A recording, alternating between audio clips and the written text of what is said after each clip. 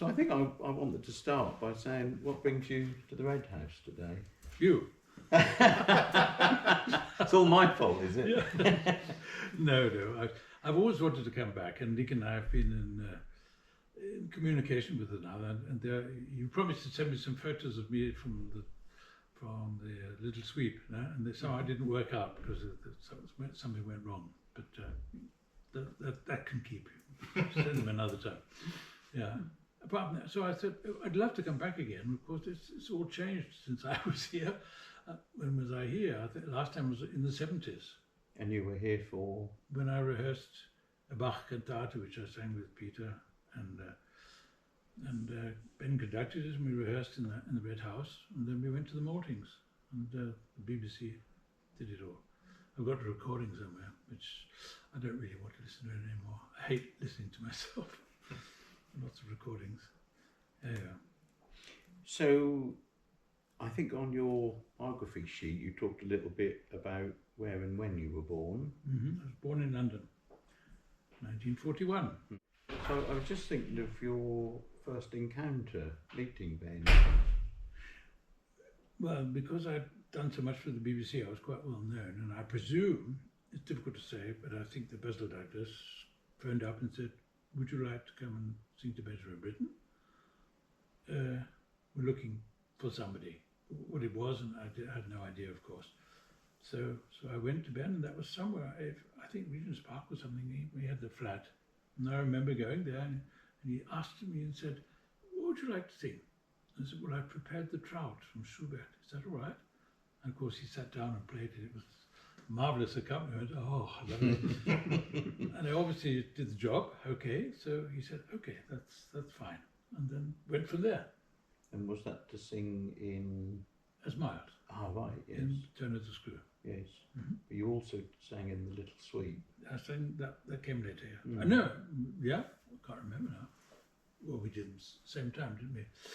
Yeah, I had a role in the Johnny Chrome. And I think you said your mum helped you learn the part of Miles. Yes, of course. When she was a singer, a professional singer, and she had a very good pianist who came to help me. So with her help, with both of them, and I was quite well known in those days as a singer.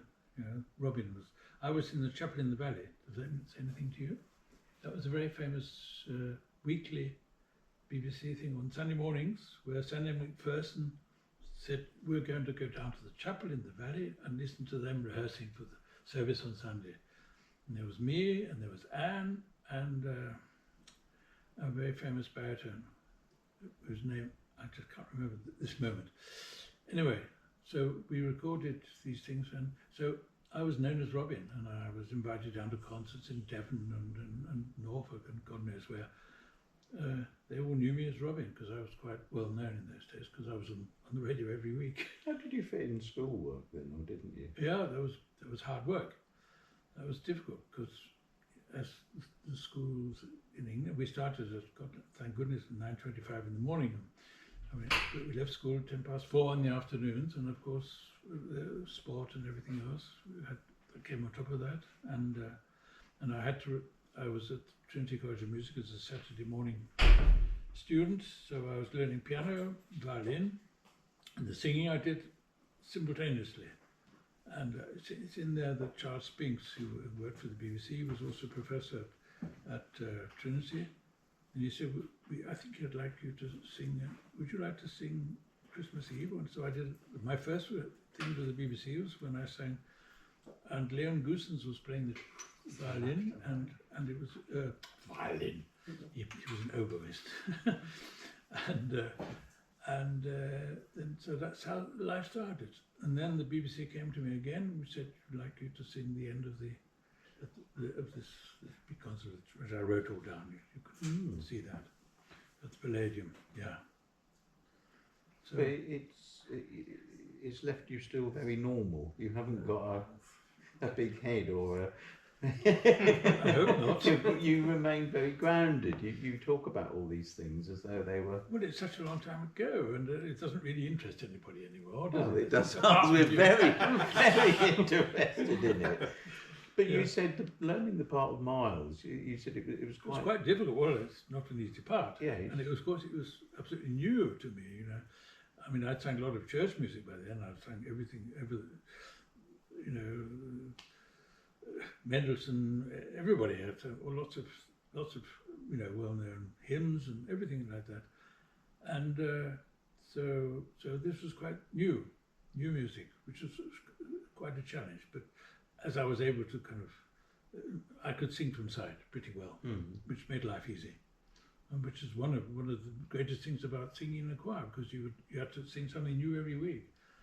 And when I became head boy of the Temple Church later, 1955, you know, I was head boy, which George Thornton Ball chose me, and I went to an audition with George Thornton Ball in Broadcasting House. I remember because he was permanently there. He did the BBC Sings or something in those days, and so you know I got around a bit, so we put it that way.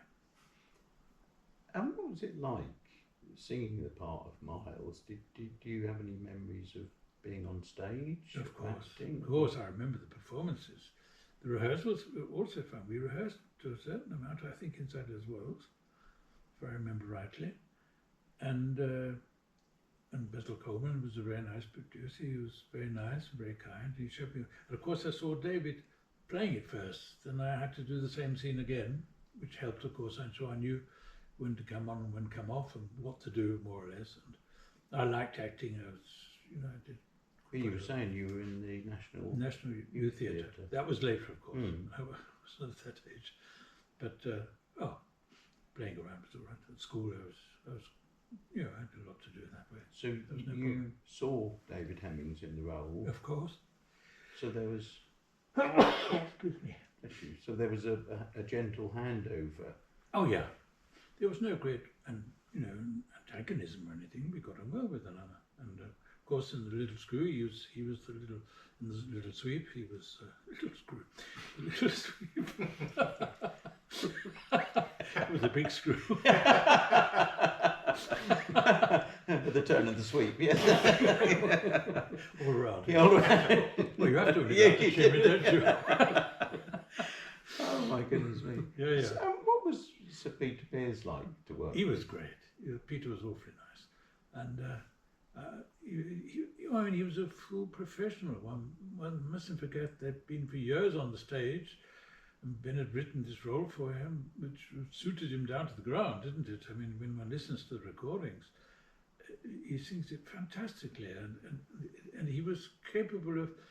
When you work with good people, it lifts up one's own standards. One must never forget that. If you work with real professionals, and I was lucky, I always worked with I mean, Ben was at the top, okay, but George Thornton Ball at the Temple Church is also a great musician. I also sang with him later. He was sang all the solos at the Temple in those days.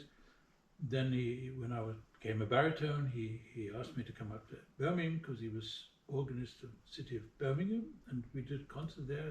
So I was used to singing, so that was no problem.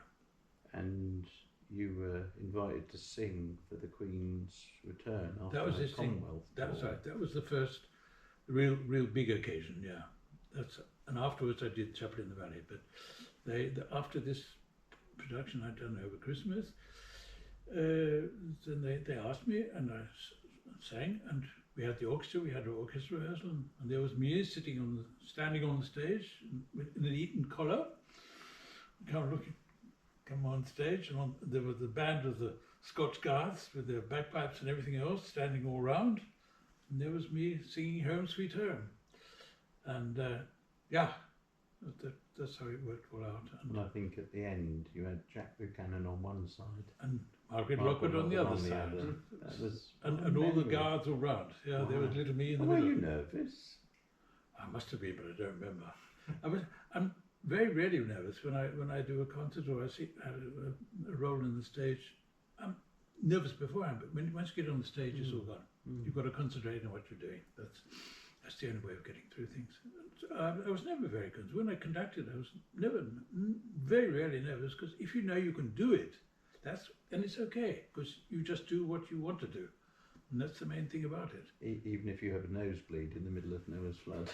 Well, yes, yes. You got through that as well. It's not called Noah's flood for nothing. Nose flood, yeah. That's right. An interesting play on words. So you came to rehearse with Ben and Peter here in the Red House. Yeah, for later, Mm. but not for Miles. No, that we did because that, that was in all in London. That was all in London. Yes. Yeah, and I came here really when we did to rehearse the Bach cantata, which I did with them in the Maltings. And That was in the 70s sometime. you said when you were having a sorting out of your opera scores, you went found under B for Britain, and you found your My handwritten, personal copy of The Turn of the Screw. Yes, especially written out for you by Imogen Holst. that's right. Yeah. Beautiful handwriting, beautiful. And did you work with her much? Of course, I got to know her, and later I helped her in a during concert with the Fairhust singers. Then she asked me to come join for some special concert. But after that, that was during my student times in London. That went from 1959 until 62, and 62 got a scholarship to go to Vienna. So I was off. So I had to leave the musical scene in London, which I got to know pretty well because I was often invited to sing in choirs ad hoc. As I said, I was a good writer. And I sang in synagogues, I sang in all sorts of things, you know. I did Christmas carols, I remember, in the Dorchester or something. Yeah. Yeah. One, you know, when one can read these things, it's dead easy, you know. As I said, I haven't got perfect pitch, but I know once I got the right note, I can always find a seventh or. So you knew Imogen Holst as a choir director. And as a very nice person. Yes. Yeah. She was running around, but of course she didn't mix it in the production. She didn't do it. If I remember quite, I mean, she was in the background and kind of helped. Obviously, kind of told Ben this, that, and the other. Probably, I should imagine. But I wasn't aware of that, to be quite honest. But she was an awfully nice person. She really. And an amazing choir director. And She certainly inspiring. was. I mean, the Fairhust singers weren't bad, were they? Well, Yeah. amazing. Yeah. And you sang at the Maltings. During this Bach. Yes. That one time. That's the only time I've sung there. Yeah, yeah. I sang lots of other places, but that was only the first and last time, unfortunately, sadly. Wow. But I was living in Germany then, so it made life difficult. And you moved to Germany in. Well, after I left Vienna, I was 3 years in Vienna, and I got an engagement at the Gelsenkirchen Staatsoper, Städtische Oper it was called. Now it's called Musiktheater im Revier.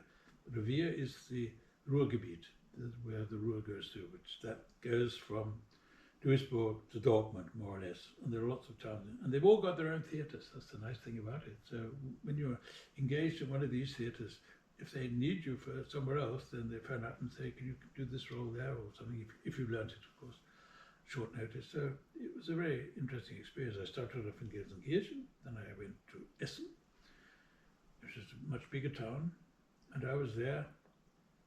I got married, 67, and then my children came. My son, we were living in a flat. And then, as the second time was on the way, we bought a house a little bit right on the fringe of Essen, so it was easy to get to the theatre. And then I got a job as a teacher at the music school in Essen, and I was teaching piano, singing, conducting. I had a choir and I had an orchestra. So I got back to conducting again, which I always wanted to do. But how amazing today that Dr. Nick found your letters. Yeah, that you I was wrote, very and you were surprised. able to read them. Just Yes, I was even able to read them, even though my handwriting is not the best. But oh yes, it was, I'd forgotten it. I knew about because I sent him this song which I'd written. I'd run a prize at Trinity for it. I got a prize for it as a very good composition. So I sent it to Ben, and he was very. I got a very nice letter back, which I've got still stuck it into the score. Yeah, that was life in those days. We were colleagues, and with all colleagues, all got on very well. I admired the male singers. I mean, we had, as I said, Trevor Anthony sang the Bob, and Bob Tierney. He wasn't around. It wasn't Bob Tierney. It was somebody else. I can't remember who it was. It was a long time ago. And Norman Delman, of course, and Charles Macarius. It was lovely working with them. And I saw Macarius again later, and he actually became president of Trinity College of Music later, but I had gone by then, and I never saw him again. Sadly, I would love to have met him again. As a grown-up, I was a boy. He was a very nice man. But when you went to the list of musicians, you said it almost was like a who's who. More or less, yes. I was very lucky. And then you spotted one of your, was it one of your one of your lecturers who taught conducting at Trinity? Ah, yes, Vernon. Yeah, he played he's on the list of the players that's right. Yes, in the programme. And the bassoonist, yeah. Yeah. And he was professor of conducting at Trinity. And I took that as an extra course because I always wanted to conduct. And he taught me, what it's like. I remember standing in front of an orchestra for the first time. And that's quite an occasion. And we did Weber's overture to Oberon. Yeah, the Oberon overture, which is very nice. Starts off with the horn, I remember. There was me standing in front there. Then I was nervous. But I mean, that was you've got to learn what it is to read a score, and of course, reading a score is quite a difficult thing. It's quite different from singing, where you've only got the piano and you don't have a full score in front of you.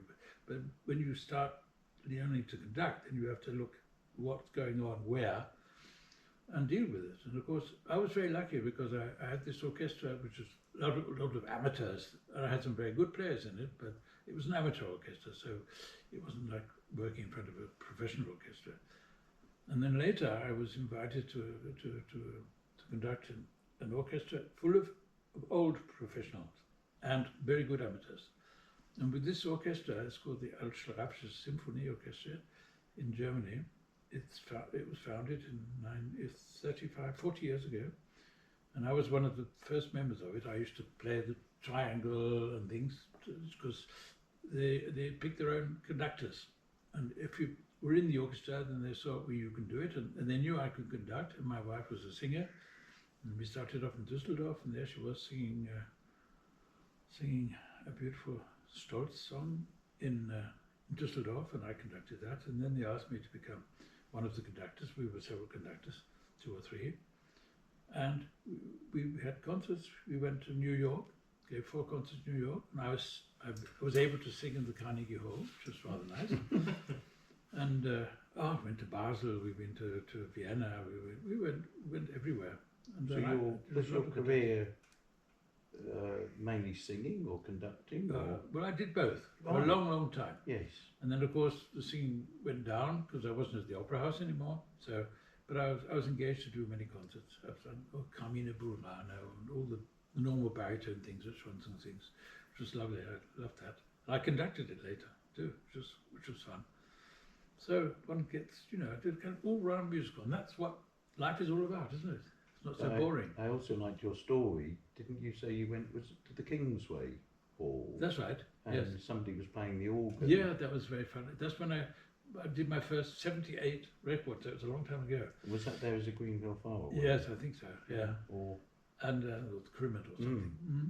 And there was somebody playing the organ because Decca always uses Kingsway Hall for one of their rehearsals. So I went there, and there was somebody playing the organ. And lo and behold, it was my old music teacher from the school, and he played there. And the funny thing was that I was invited to sing the part of Adam in the Creation from Bad Decca. They'd recorded it, it's with the Vienna Philharmonic. They'd recorded it, and they weren't happy about the singer, they had to sing it. So they said, they phoned me up through my agent, and phoned me up and said, we'd like you to sing the part of Adam in the last part of the Creation, the third part. Could you come? I said, where have I got to come to? Yeah, come to London. So I flew to London. There we were in the Kingswell Hall again. There I was. It's funny. The circle turns around, doesn't it? It's very funny. So there was me, and Anna Sporenberg, she sang the Eva. And there we were with headphones, having to listen to the orchestra, which had already taken it off. And there was me kind of, I mean, it was okay. The duets are not quite easy, and need to a pretty hefty tempo, so I had to get through all the coloratures and everything, and it was quite difficult. The worst thing part was, I think it took 40 takes eventually, because when you have the recitative, you never know exactly when the chord is going to come, you know. And they hadn't sent me a record, so we listened to it for the first time with the orchestra. Normally, when you do playback, so to speak, you have the tape first, and you get used to it, and you know exactly what's going on. But this was, we heard it for the first time over our earphones. And there we were, standing in this empty Kingsway Hall with a microphone in front of us, and a non-existent conductor, non-existent orchestra. Wow. Yeah, that was quite a problem. Challenge. It was a challenge. Yeah. But if you listen to it, we got very good notices for our. It's very good. Vienna Philharmonic and choir and everything. And I think you recorded the Little Sweep as well. Yeah, when I was a boy. Yeah. In that. Yeah. Yeah. With Ben. But you just go back to your teacher playing the organ from Latimer School. Yeah. Did he recognise you? Or did of course. Yeah, he was very pleased to see me. Oh. Would you be so kind as so he wrote to my rich young friend from his poor old composer, Benjamin Britten. I said, Ben, that's ridiculous. I'm not rich. So he crossed it through and said, poor old man from his rich composer. And that was when you were in the Little Sweep or recording the Little Sweep? We were recording the Little Sweep, from Decca. I think it was in the Kingsway Hall, probably was. They did all the recording. I did my recordings there too, so I knew the Kingsway Hall quite well. When I went to do my own recording, my first recording, I think, there was Charlie Smart came to, and there was somebody playing the organ. But it's also a Methodist church, isn't it? It's the Kingsway Hall, they use it. Yeah. And who was playing the organ? My old music teacher from Latimer. Oh gosh. I said, there he was playing. I said, Mr. Harmon, what are you doing here? He said, I play here regularly. He said, it's a scream.